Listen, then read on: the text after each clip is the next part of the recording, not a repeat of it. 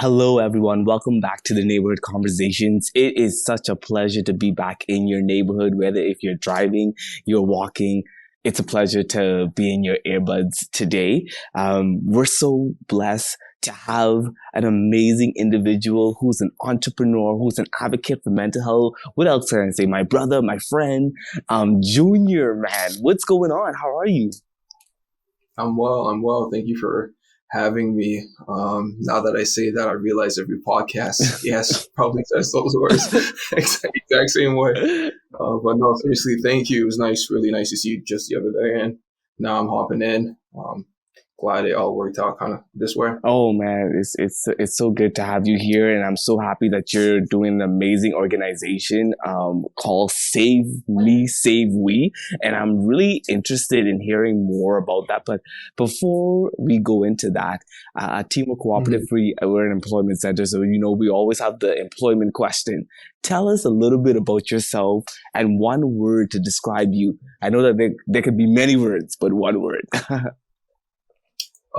That's a great question. I think the word for me, the word to describe me is, I would say tenacious. I'm really like, I'm more than a go-getter. I'm more than hardworking.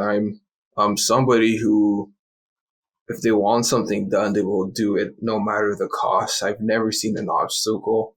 And if there was one, it was never something that slowed me down. Yeah. Well, slowed me down for sure, but never stopped me. And so, um, to describe me, I would say Junior is a tenacious kind of guy.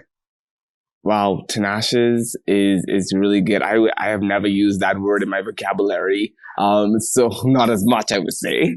And so that's really good to describe yourself in that way. Um, I want to shift gears to learn more about this Save Me, Save We initiative. And I know that you're doing so much and you spoke so well at our refresh event. Hey, Oh, yeah, advocating definitely. and man, you did an amazing job. And I'm so happy that I got to see you in action, inspiring and making action and action calls to individuals at that event. And so let's learn more about what brought you to that passion to start that. Let's tell us a little bit of the story. I love hearing Which story? My story or the brand's story? it. Your story that connected to the brand story. Yeah. Okay. I guess like my story, I grew up in a pretty decently big household, one mother. My parents split ways when I was very young, and my dad lived down the street for a little while before we moved from Montreal to Hamilton, and so was my mother and originally three other siblings before we welcomed my little sister into the world. And so I grew up in a very loving, Yeah. dysfunctional, chaotic family. Yeah. That like every other family had its issues, but the beauty of it is that we, regardless, remain connected. And so, if something was going on for somebody with somebody else, I was able to see it. I was able to empathize, and I was able Right. to hear them talk and go through their struggles. And so, at a very young age, being the youngest at the time, I was exposed to grown adults issues. Yeah.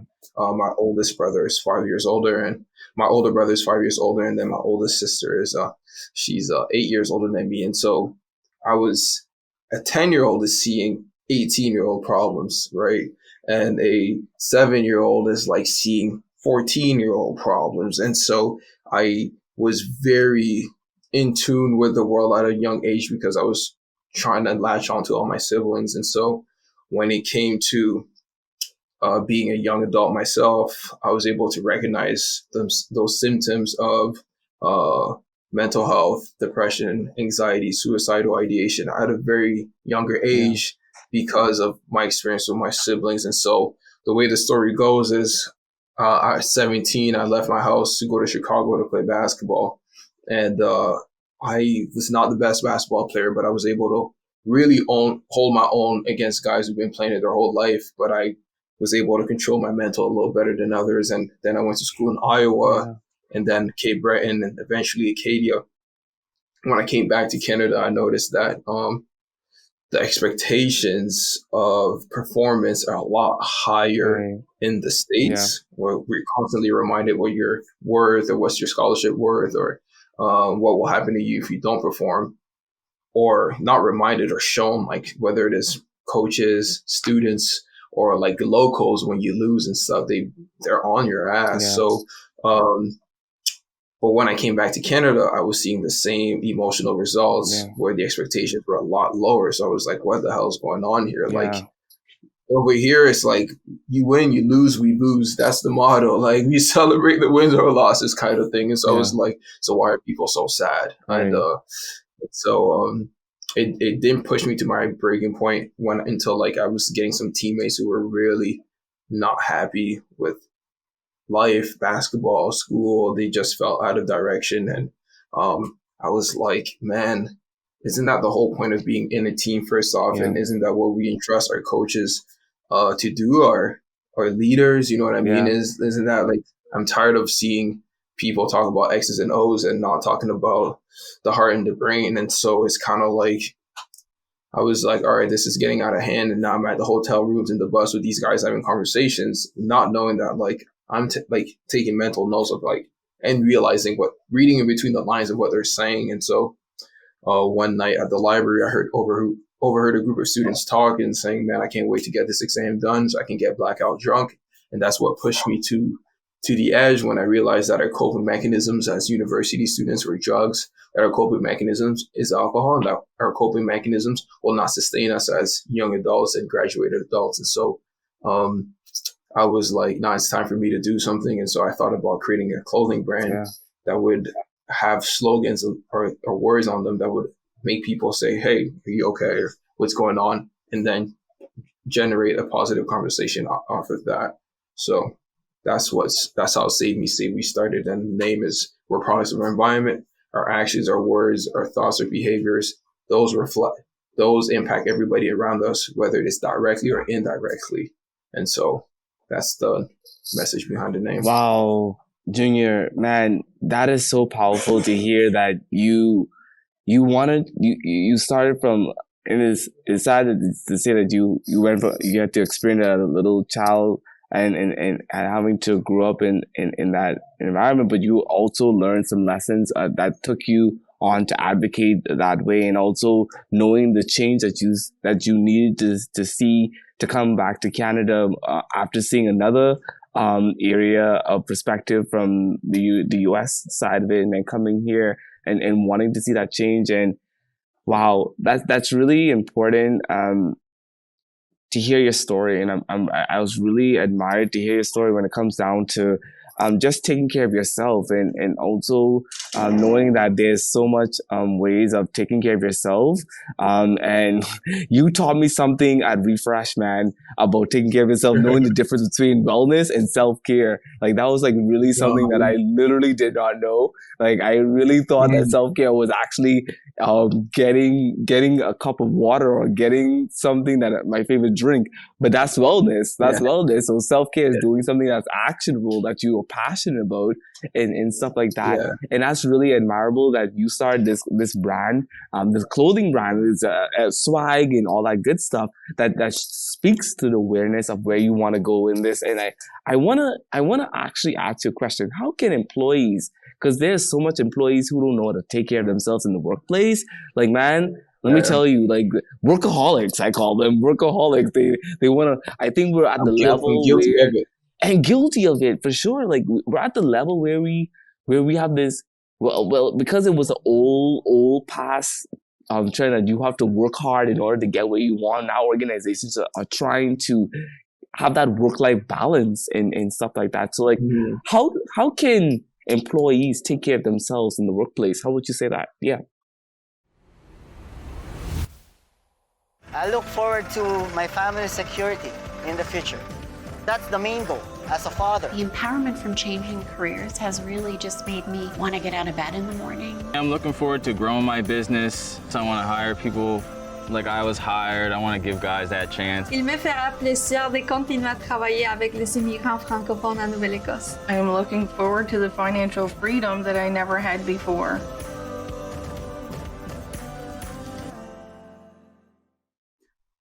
So yeah, I'm first going to answer, so just so the listeners or viewers don't get confused with that self-care and wellness thing that you mentioned. During the presentation, what I had mentioned was there's a difference between self-care and a wellness routine. A wellness routine is what we do every day or periodically to keep ourselves in line, a wheel of wellness. And so, for example, brushing our teeth, taking care of ourselves, like physically, that's part of our wellness routine. And when people say, "Oh, I'm having a glass of wine, or I'm having a glass of wine, or my favorite, or a cup of coffee every morning, and reading a book," that's self-care. I don't identify that as self-care. That is a wellness routine. That is what keeps your wheel pumping. That's what keeps you rolling. And so what self-care is to me is recognizing you haven't done something you love and miss and actually doing it. Now that's self-care. And so when you put that into the context of employers and employees, like, it's just that it's taking inventory of yourself. Like we did that quick exercise, like, man, do I need sleep? Do I need peace? And a lot of the time for me, I need definitely both, but more so peace. And peace to me is not tranquility. Peace to me is knowing, like, hey, am I doing what I am, my values and my beliefs are aligned to be doing right now? And so a lot of the time it's like, I feel could be full force, not force, but hey, Junior, can you come to this event? Can you do this? Can you do that? Can you do this? And so I say yes to all these things because I feel like I have a character and persona that I have to maintain, and I have to people to please at times. And so when I realize that, like, when I'm able to check in and I feel out of balance, I'm like, you know what? I need peace. And what peace is to me is taking the selfish decision of doing what's right by me.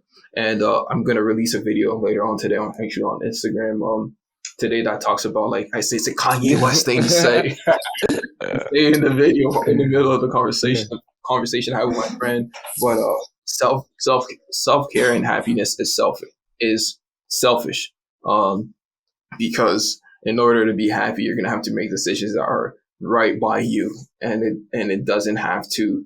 And even if it benefits somebody else, perfect. But if it doesn't, it's gonna have to be right by you. And so, if what makes me happy today is to go get a pedicure, which I will because my dogs are barking, and go get a haircut. That's why I'm wearing a hat. You know what I mean?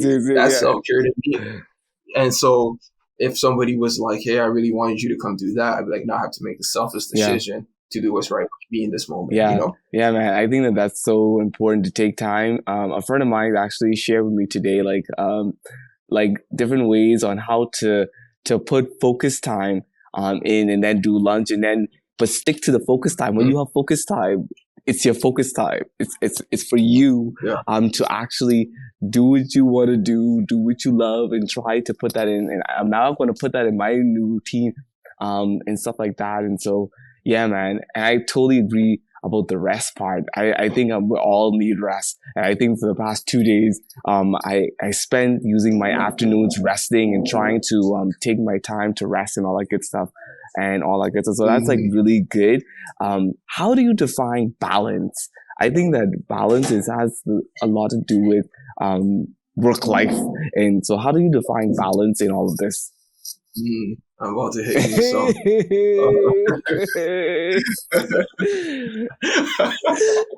oh man, I do not use the word balance anymore.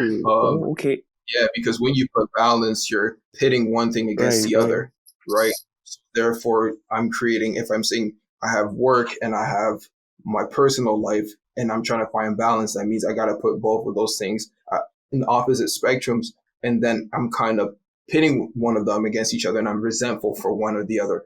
Oh, I'm resentful that I got to go to work because I really need sleep and things like that. And so to avoid that, the mentality that these things cannot coexist, I started using the word harmonize, and I can't give credit to the person I saw mention it. I saw a whole conversation online about it, but using the word I harmonize my work and my personal life. And so I told my employers, like at the end of CDA, like, if I gotta go do something in the middle of the day, as long as I get my work done, I gotta make both of it fit, because my work is part of my life and my life is part of my work. And so I don't want to find this balance where I'm like, I have to make a decision between one and the other. I'm gonna be most productive and at my happiest, and your retention for me, as far as me, will be at its best, because I'm able to intertwine both of my important worlds together. And so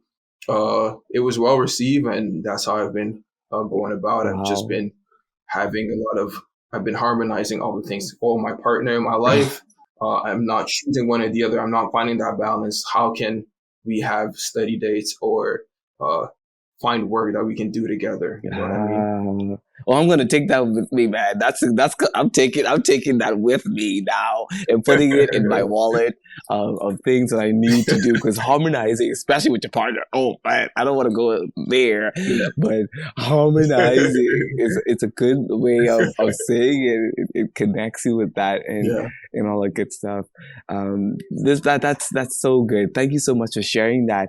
I have one more question for you. Like, what are some tips that you could share to people of ways that they can continue to take care of themselves? Like, what are some tips? For sure. I think what are some tips? Like, there's so much people can do. I think the number one thing, people need to start being aware. People need to start being aware of their emotions, because our emotions are the central system of our decisions, our habits, our everything we do. And so people need to be aware. And you can do that by just checking in and having that time alone. But then once you are aware, it's time to put that newfound knowledge of how I'm feeling to communication. And so I suggest people to practice communicating, whether it is written or to start, but then you have to verbalize, so you're able to get the appropriate outcome to what you are feeling. You know what I mean? And so some people, they can't express themselves, saying that they're anxious or they're overwhelmed or tired, and what that comes out of is like frustration, and therefore the reaction they get from other is frustration versus frustration, when instead of having anxiousness and overwhelm met with empathy, because they're not able to communicate that. And so that's that. And then once you do that, I tell people to prioritize a little bit of self-care, which is, again, do something that you haven't done in a while. Self-care, listen up. We'll get closer to the mic. Self-care should be healing and fulfilling at the same time. And so if you're doing an activity that is both, therefore you're doing self-care. Yeah, so that's so important. Wow. Healing and fulfilling at the same time. And to me, that is, and yeah, exactly. And to me, that is a fun part. I love going to improv class because I get to let go a little bit, and then I feel like it's healing and it's also fulfilling. Yeah, no, that's so important. I think that connects you in so much ways, and it brings so much vibrantness of how you can move forward in your daily life. I've learned so much from you, my friend, today, and I'm always learning from you. And I'm so appreciative that you have come on here. We're going to invite you more. I think that there's more topics. I have to invite you in other capacities for sure. But we always leave at the neighborhood conversations. We always want to leave with a quote saying, or something that's going to inspire people in the community. What do you got for us to help us move forward inside that area? Yeah. Hey, what do you got for us? I don't know. Man, it's just anything. I don't want to say something that I personally created or come up with, but I do like the fact that we're going into the month of May. And there's this quote that says, "May the flowers remind us why the rain was so necessary." And so I think we overlook flowers. Like, think about this tiny little seed who grows under the ground, right?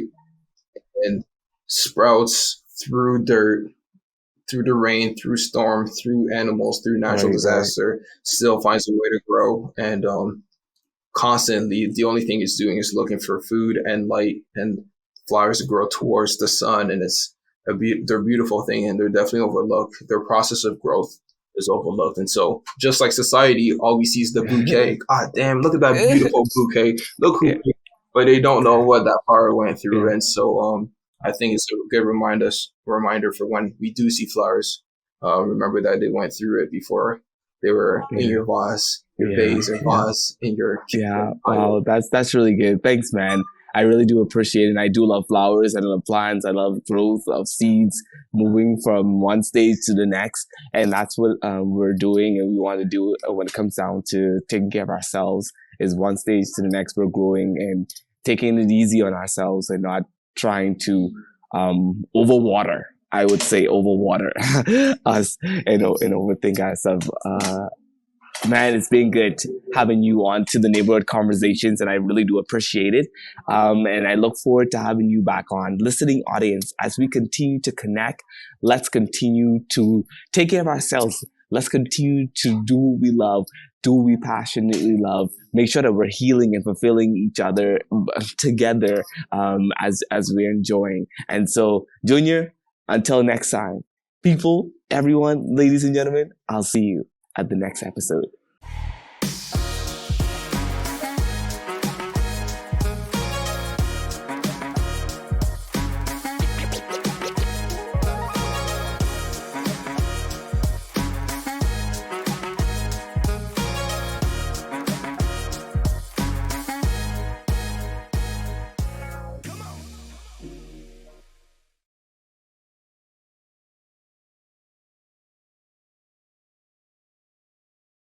This podcast is funded by the Government of Nova Scotia.